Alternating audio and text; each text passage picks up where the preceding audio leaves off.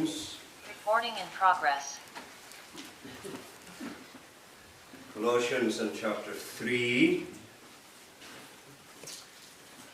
And we find ourselves at verse 22. We're going to read on into chapter 4 and take a clutch of verses together here. Colossians 3 and 22. Servants, obey in all things your masters according to the flesh, not with eye service as men pleasers, but in singleness of heart, fearing God. And whatsoever you do, do it heartily, as to the Lord and not unto men, knowing that of the Lord you shall receive the reward of the inheritance, for ye serve the Lord Christ. But he that doeth wrong shall receive for the wrong which he hath done, and there is no respect of persons. Masters, give unto your servants that which is just and equal, knowing that ye also have a master in heaven. Well, we've spent a number of weeks now down through the passage, considering some of the practical instructions that Paul has been giving the believers in Colossae and to us by extension. He's dealt with husbands and wives. He's dealt last week with parents and children.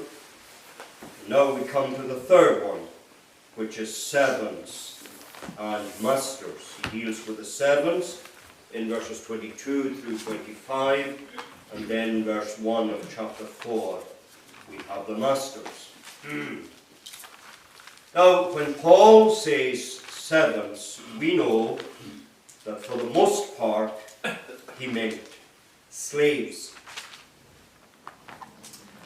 Now, slavery was and had been a long established institution across virtually every society that then existed. I say virtually because I'm going to come to one exception in a minute.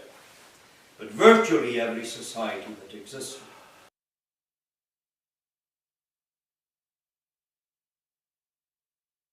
Some historians say that at the time of the New Testament, up to 50% of the world's population was in some way or other in slavery. And we can be more precise about the Roman Empire. At this time, about a third of the population of the Roman Empire were slaves. So, some believers in the different congregations, and in the congregation in Colossae, would have been slaves. And we know one of them, Onesimus. We just read about him there in Philip. And some, probably a lot less, would have been slave owners. We know one of them, Philip, to whom Paul wrote the letter there. Now, slavery was one of the most horrible consequences of man's rebellion against God. It didn't take man long when his relationship with God fractured, for his relationship with other people to go wrong as well. And very quickly we learned to take advantage of other people, and to do so in the most terrible of ways. It was a consequence of the fall. God did not introduce it, let's be crystal clear. Man did, and he did it fairly quickly. Sadly, it still exists to this day. People forget that. There's much talk about reparations and all this. I wish these people could get a bit more excited about the reality of slavery in our own day. I was just looking at the figures yesterday. Slavery International estimate that there are at the moment around 50 million slaves in the world. And slave markets operate quite openly in parts of North Africa, in Libya, Mauritania, it's not underground by any manner of means. Indeed, some of the people I met who I was teaching in Kenya, it was now 6 years ago, some of the people from South Sudan and the lad actually from Tanzania both spoke of having seen slave markets in operation and people being bought and sold, especially in South Sudan, between the tribes. It was actually shockingly common. Now, what was a slave's life like in Paul's day?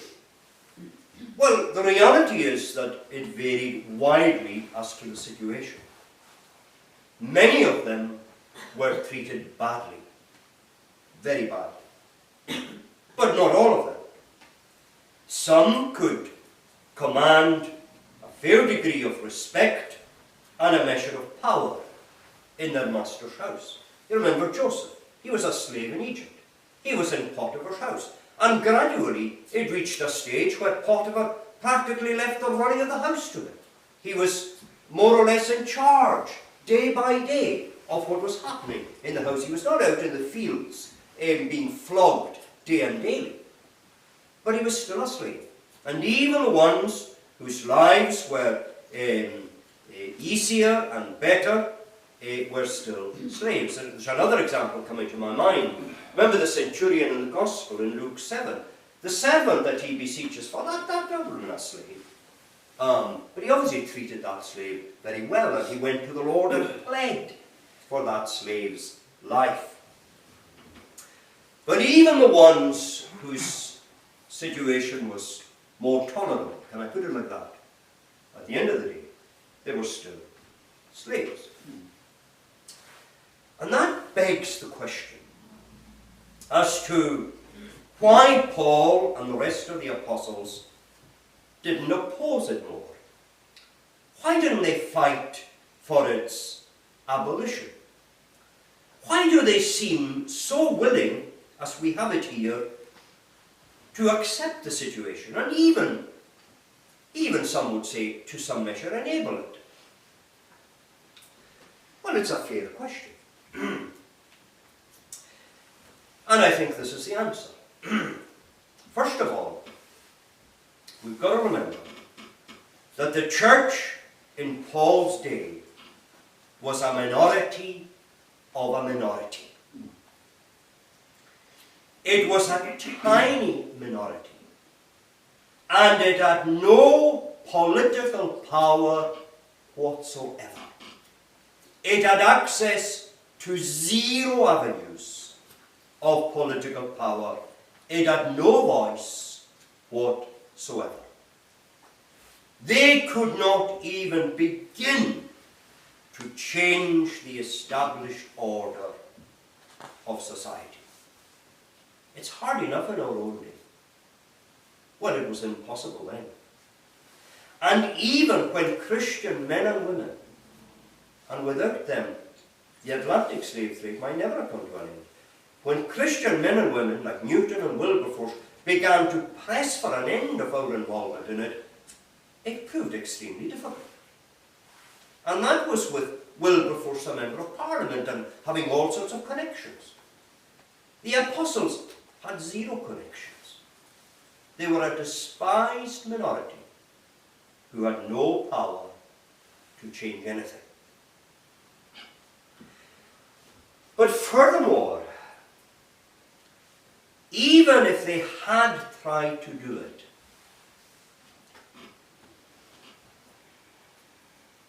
it would have led not to the abolition of slavery. They were not going to overthrow the power of the empire. It would have led to massive trouble and massive bloodshed. And it would probably have made a bad situation somewhat worse. And it would certainly have greatly hindered the advance of the gospel. It would have hindered the advance of the gospel, but achieved nothing for the poor slaves. And even if it had some small degree of success, and I don't believe for a minute it would have, it would all have led to massive social disorder, and bloodletting on a huge scale. But what Paul and the gospel did was to begin to shift the balance in slavery. They couldn't do the impossible, but they could do something. And Paul is doing that something in these verses. And he's doing that something in the letter to Philemon.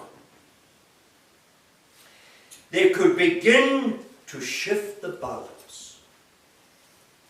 In Galatians 3, for instance, he makes what was in his day a revolutionary statement.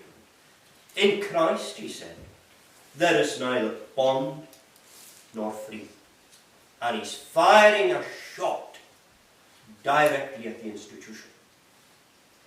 And he's making it clear where the instincts of the apostles and of the church lay, even if they couldn't put that into practical effect. Now, Paul himself would have had no truck with slavery. Paul was a Jew. And in contrast to most other nations, Jews generally did not keep slaves. They'd had an aversion to it since their own experience in Egypt. Now, sometimes they did get involved in it. We know that.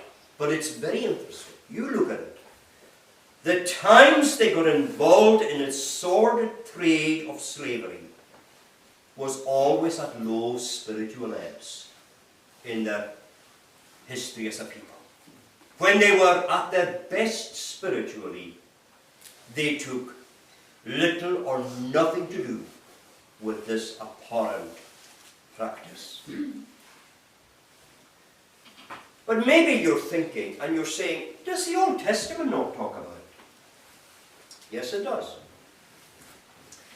There was a provision in Israel that an Israelite who fell into serious debt and who otherwise was unable to clear his debts could sell himself into servitude. He wasn't rounded up, wasn't press gang, but he could sell himself into servitude. And, well, you say that's a form of slavery. Well, maybe, but listen on. There were strict rules, you can read about them in the Old Testament, to ensure that that never became permanent. You served in that situation for a maximum of 7 years. And once it was over, it was over. And once it was over, the master actually sent you away with enough capital to get on your feet again. You didn't leave without a brown penny. So it was a way of clearing debt, and it was probably fairly rare, actually, in any case. A system of enforced labour was not at work in Israel, and even when it was imposed on prisoners of war, again there were safeguards at work. So generally, slavery was not a part of the society in which Paul grew up. So he probably had a deep aversion to this practice. He had no interest, certainly, in supporting it or defending it. And led by the Spirit, he does what he can. What does he do then? Well, he encourages slaves, if they're offered their freedom, to take it. 1 Corinthians 7:21. If you get the chance, take it. He said it's perfectly legitimate. Get out.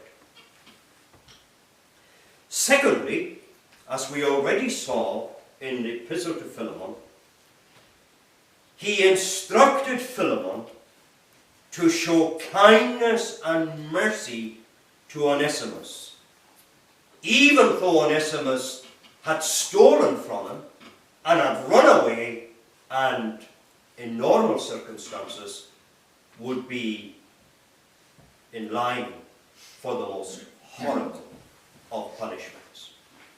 And Paul says to Philemon, now Philemon, he said, remember, you're a Christian. And that's going to affect how you deal with this fellow. And he said, furthermore, when he was here with me in Rome, Onesimus has been converted. He said, he's coming back to you. I'm sending him back. Paul says, you notice in the letter, he said, I could keep him. And I wouldn't mind keeping him because he's pretty useful. But he said, I wouldn't do that. He said, that's not for me. He said, that's up to you. I wouldn't do anything without your word on it. But you are to receive him as a brother in the Lord. And that will temper your response when he knocks at the door. He's directed to show what in that day was extraordinary kindness and unheard of mercy to Onesimus. Receive him as a brother. And in fact, Onesimus was one of the folk who was going to carry this letter back to the Colossians, chapter 4, verses 7, 8, and 9. He says, I'm sending the letter back with Tychicus, verse 9, and with Onesimus, a faithful and beloved brother who is one of you.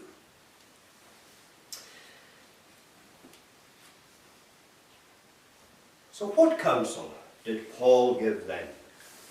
To slaves, first of all, and to masters. And how does any of this apply to us anyway?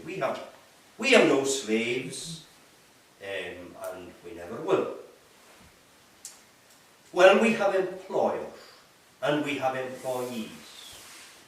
And we have these relationships, and although they are not exactly the same, the broad principles carry over. And we learn from the broad principles what we are to apply to our own situation. And what are these broad principles? Well, first of all, Paul says, obey in all things. Verse 22. He's not encouraging then or now disobedience or disorder, for the reasons I've already mentioned. He said, I'm not encouraging every Christian slave to up and become an absolute rebel and to become impossible. He says that is not wise in our present set of circumstances. Obey as much as you can. This, he says, is where God has placed you. Now you might say, well, it's not ideal. Well, granted. But you as a Christian slave, he says, you make the most of it.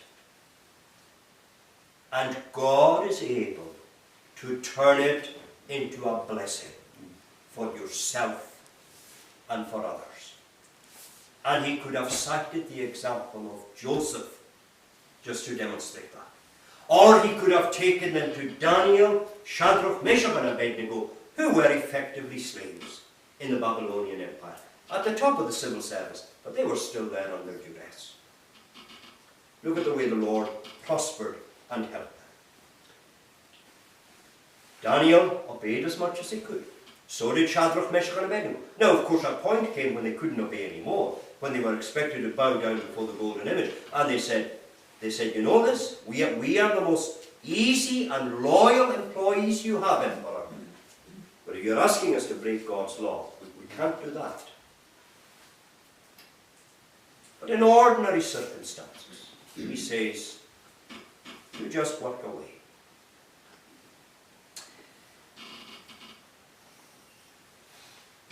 And to encourage them further, he says, obey as though you're doing it for the Lord. The Lord who is watching. Verse 22. Servants, obey in all things your masters according to the flesh, not with eye service as men pleasers, but in singleness of heart, fearing God. You serve God as best you can, wherever He's placed you. You get on with it, and let God have the glory. And isn't that exactly what Joseph did in Egypt? Joseph could have said, well, I shouldn't be here now, sold. It was all unfair. It was all unfair. It was awful, beyond words.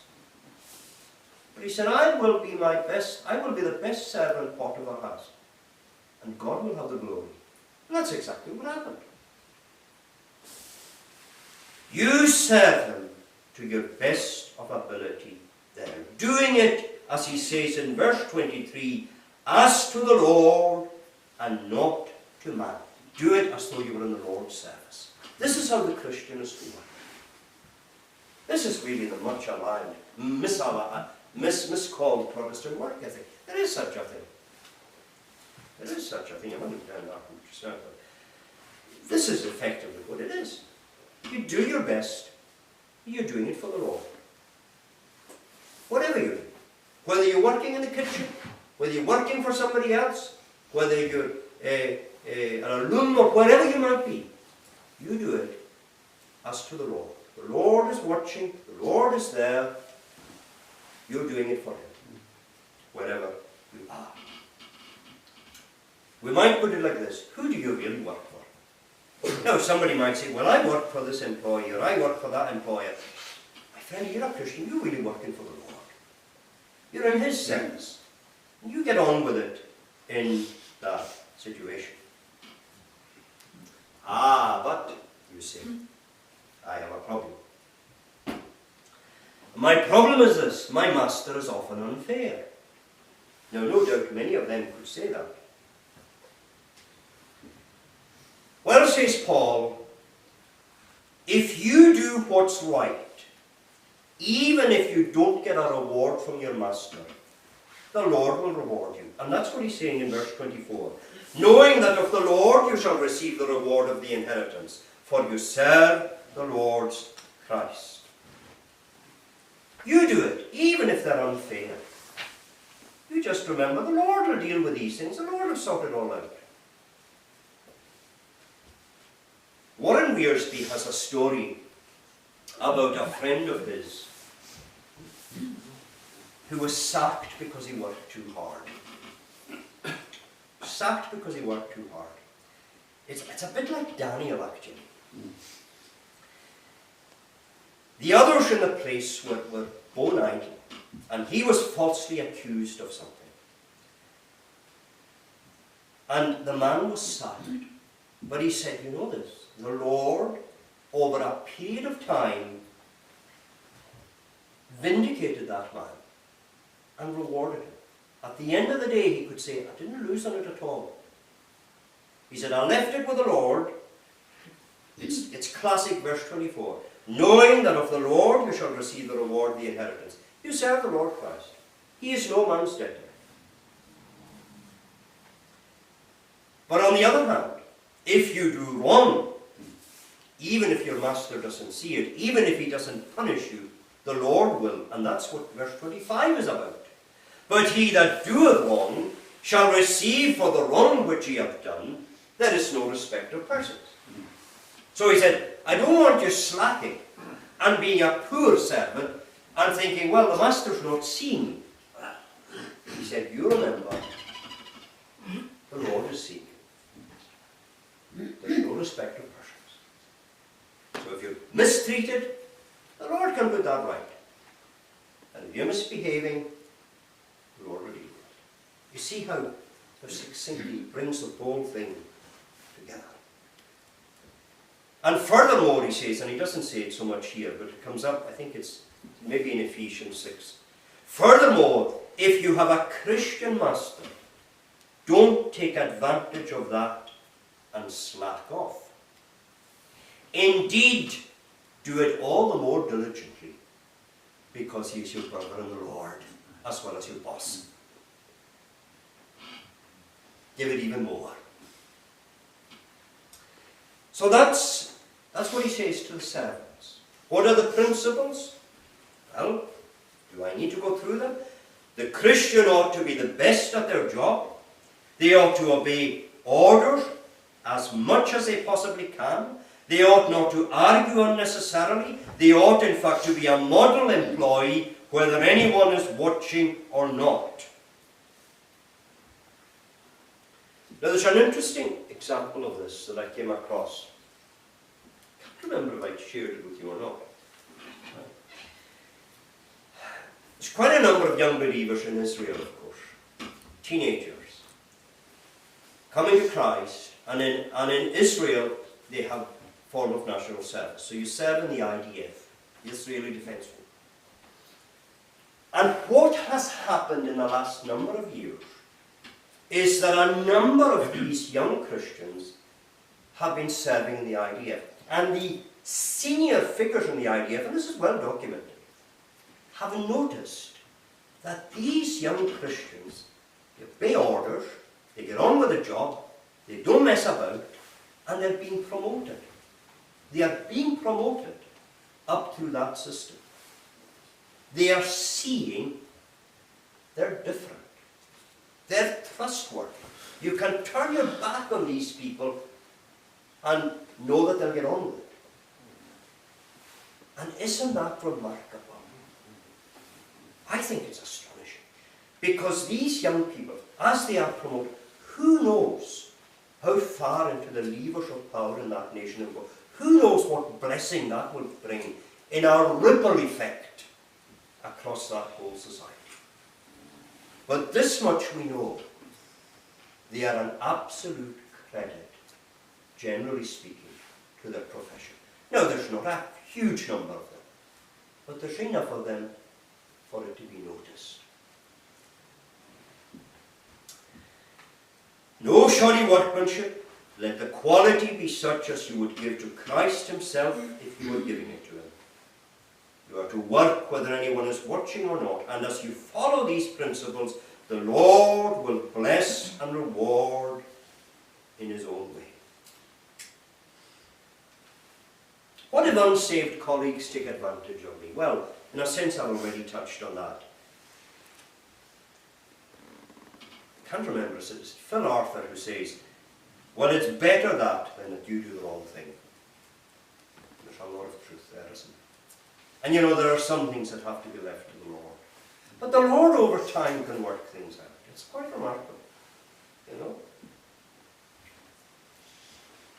Many Christians found themselves in difficulties, and yeah, the Lord can send a fog, you know, when need needs be to get you out of that situation or whatever. So that's the servant. But what about the master? Well, the master just gets one verse. And most people are of the opinion that that's because there weren't actually that many masters in the congregation anyway. The servants get about 5 verses, the masters get 1. But they don't get off lightly. It's direct and to the point, and I'm not going to plough into it too far. I'm going to tire you. But basically, he says to the masters, fairness and honesty towards them all. And as I say, that was unheard of. Slaves in those days, didn't give them any fairness. They were just things. They were just things. And if they died, you just bought another one. And Paul is saying, no, no, no. Masters, give to your servants that which is just and equal. Be fair. Be kind. Be gracious. Be somebody that these people would want to serve under. And in the process of time, he said, who knows what will happen?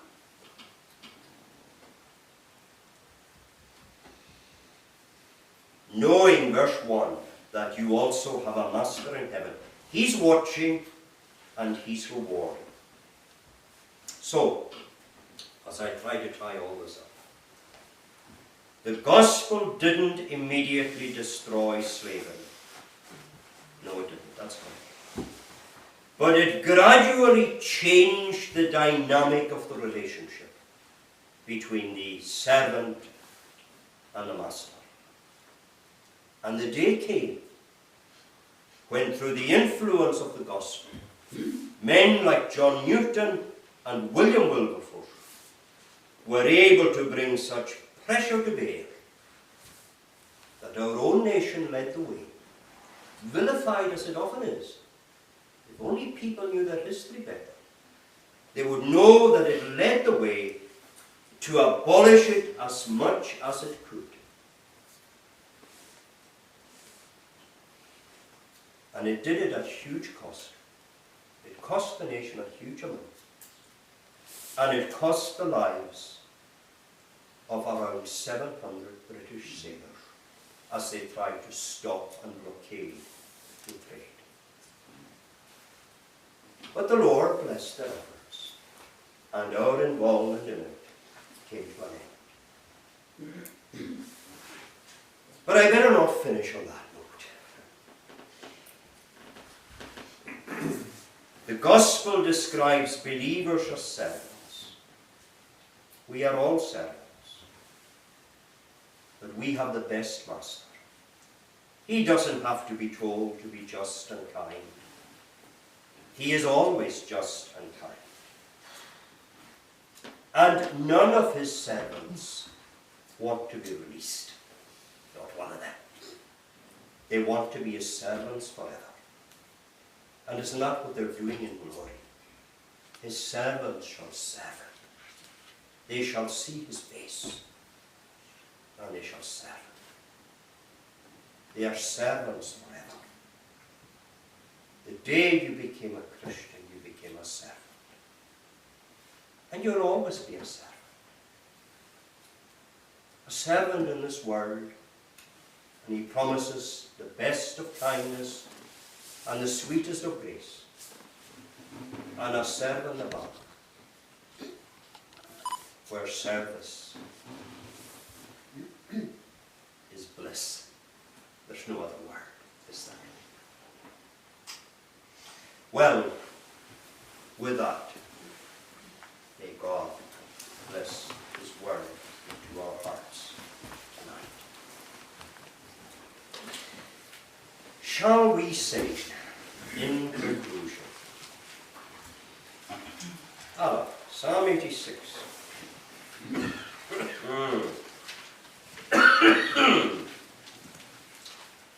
We're going to sing from verse 9 down to 13.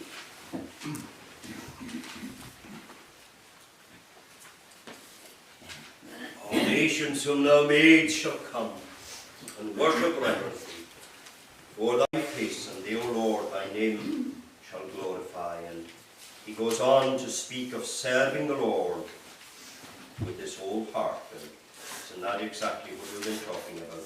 From 9 to 13, 5 stanzas, all nations thou madest come.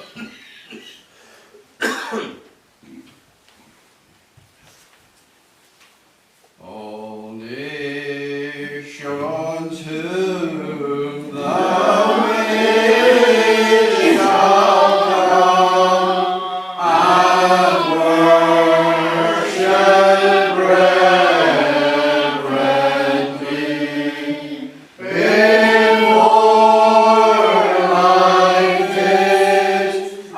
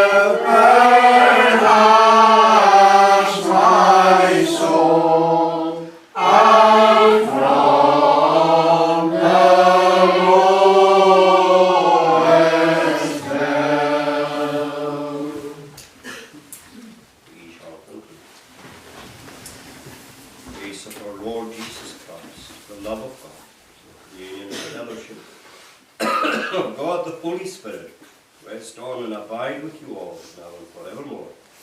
Amen.